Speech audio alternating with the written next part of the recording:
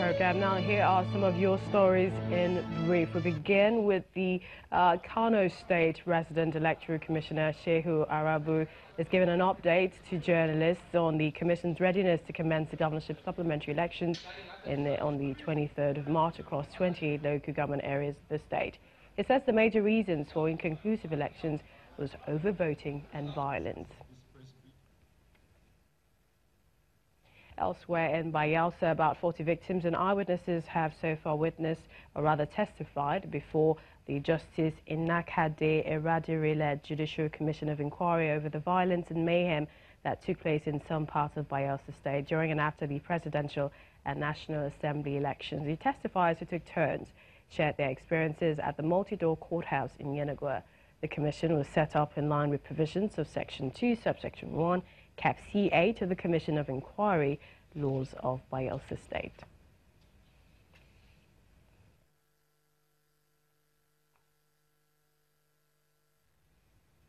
So let's touch down in Kano State, one of the states where they might be able to know their next governor after Saturday's exercise. Now, a total number of 128,831 votes are up for contest in the 29 local government areas. So now let's hear from our correspondent Nanchin Vincent on INEC's preparations. And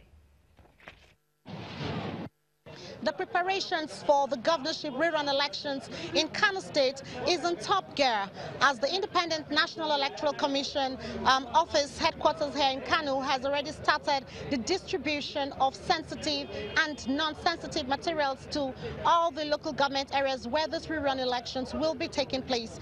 The party agents are here, and we're going to have this rerun in 28 local government areas across the state. So far, the distributions have been going on very smoothly, and it is hoped that by tomorrow everything will start off in good time. From Kano Metropolis, Nanchin Vincent reporting for Channels Television News. We also have another correspondent there in Kano, Idris Jibrin. He gives us more insight in terms of security towards the exercise on Saturday. Idris, tell us preparations as regards security. We know that you are right there at the department. Thank you very much, Millicent. Like you see from the reports from my colleague, distribution of electoral materials are going on in INEC headquarters. And here at the police headquarters, the meeting is currently ongoing between the police and various political stakeholders and party candidates ahead of tomorrow. I must tell you that already the DIG Anthony Michael, who is in charge of investigation, has already been deployed to Kano. And we also have 2 Assistant Inspector General of Police, including the AIG in charge of Zone 1. And we equally have 2 Commissioners of Police, including the Commissioner of Police here in Kano, who just of recent confirmed to us that deployment of troops is currently ongoing in all the 29 local governments affected by the rerun election. So at any moment from now, I am expecting the DIG Anthony Michael to come out from this door to shed more light on the deployment that is currently going on, and also to tell us the essence of this meeting with various political party candidates and other stakeholders. So everything now, the DIG is just coming out. DIG Anthony Michael, who is in charge of investigation in, that just came into Kano to ensure a peaceful conduct of the election. And like I told you, we have 2 AIG, 3 commissioners of police, including the Commissioner of Police here in Kano, Mohammed Wakil. DIG, thank you very much for joining us on Lunchtime Politics and Channel Television. Thank you. You're meeting with stakeholders, and at the same time, deployment of troops is ongoing. What are we expecting tomorrow in Kano? Well, let me correct one impression. We don't have troops deploying. We deploy policemen because we are not at war. Okay. No, I'm meeting with stakeholders. Our job, our work here, the Inspector General of Police deploy us here to supervise election security and ensure that level playing field is provided for all that are involved. I'm meeting with the stakeholders. All of us are meeting with them First, to employ them of the need to keep the peace, to respect the law, and to assure them that we are here to do our work professionally without leaning to any side.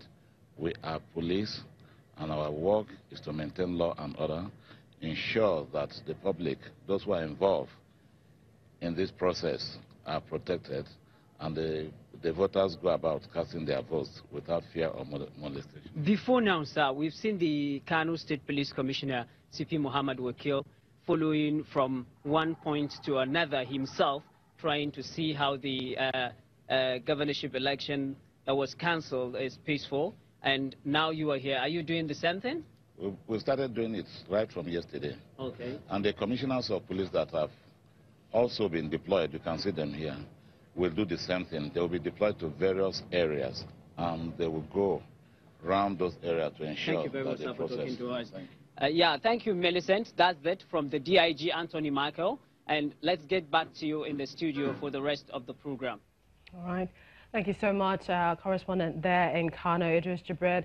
Well, a federal lawmaker of the House of Representatives raising alarm over what he describes as unfortunate development in his constituency. Ahmed Safana, who represents Safana Batsari Damusa Federal Constituency of Katsina State, alleges kidnapping, armed robbery, cattle rustling and killing of innocent persons in his constituency. He's blaming the attacks on armed bandits and wants the federal government to deploy adequate intelligence and security agencies to take over the forest there in that constituency.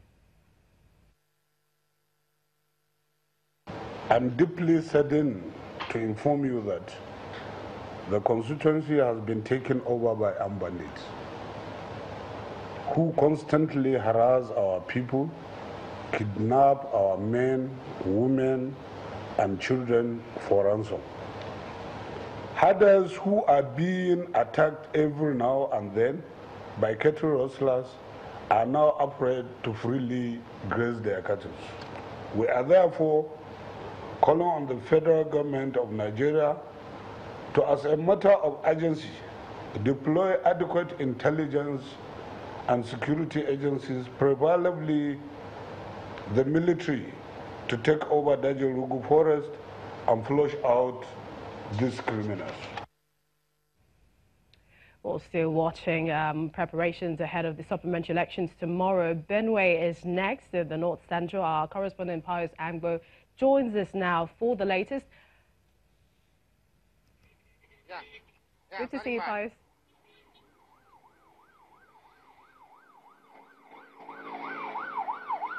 All right, I am here on Yoshayu Road in Makodi, Wurukum, the Benue State capital, to talk with respondents about tomorrow's supplementary elections. And joining me is one of such respondents who will talk about preparations for these elections tomorrow. You're welcome to the program. Thank you very much. What are your expectations for the supplementary elections tomorrow? Very straight. We expect a very free, fair, peaceful atmosphere. What's happening tomorrow will just be a confirmation of what happened 2 weeks ago. Okay. Thank you for that. Another respondent who would want to talk to me about these elections from their angle is, how do you see tomorrow's supplementary election panning out? Well, so far from what I've gathered, INEC seems prepared for tomorrow. Materials, both sensitive and non-sensitive, are already arriving in the areas where elections are to hold. So we look forward to a level playing field and a credible process that will determine the true winner of the elections. Okay, thank you. You have heard from my respondents. Everybody is set for the elections in Benue State because all the parties' election materials have been moved to the arrays, and we expect that polls will open early enough for people to cast their vote and return candidates of their choice. It's back to you. It's back to you in the studio. Many thanks, Pius Angbo there from Benue. We'll stay with Channels Television, your home for the news, to keep you abreast on what is happening in all of the areas where supplementary elections will be holding and preparations ahead of that day. Many thanks for watching Lunchtime Politics. I'm Millicent Moore.